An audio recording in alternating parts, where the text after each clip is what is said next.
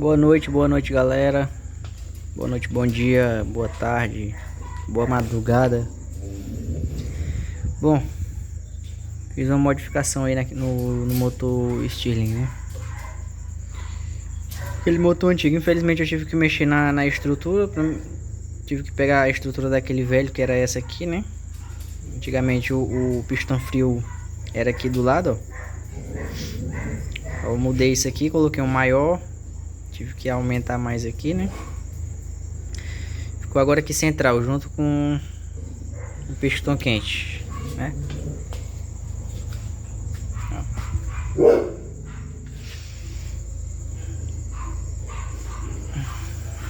Tinha colocado um Durapox aqui, mas ficou pegando, eu tirei.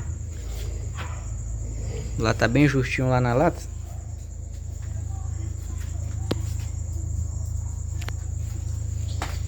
A velocidade continua a mesma, né? Não sei, já modifiquei tudo aqui, mas não consigo aumentar a velocidade não. Vou mostrar ele aqui funcionando pra vocês verem. Ó. Demora um pouquinho porque o fogo só tá pegando assim meio de lado, né? Bora lá dar a partida.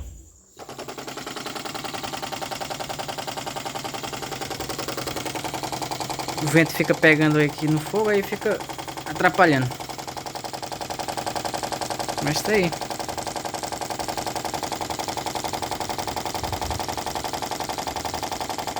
Só não tá com essas velocidades toda, mas funciona, né? Vou ver se eu coloco aqui o pano aqui pro vento não atrapalhar tanto.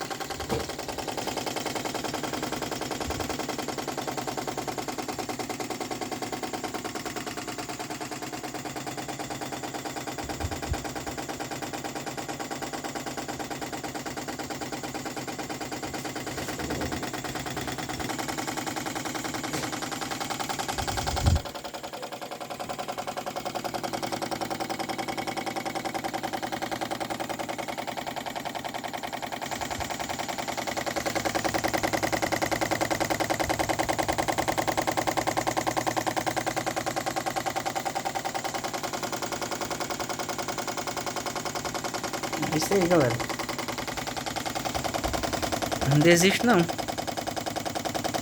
Enquanto ele não atinge uma velocidade que me satisfaça, eu não vou desistir.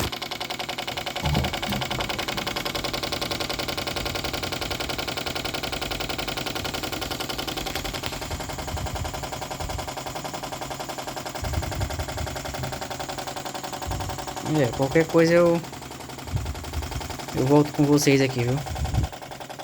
Se eu conseguir aumentar a velocidade dele, eu posto outro vídeo aí. Valeu!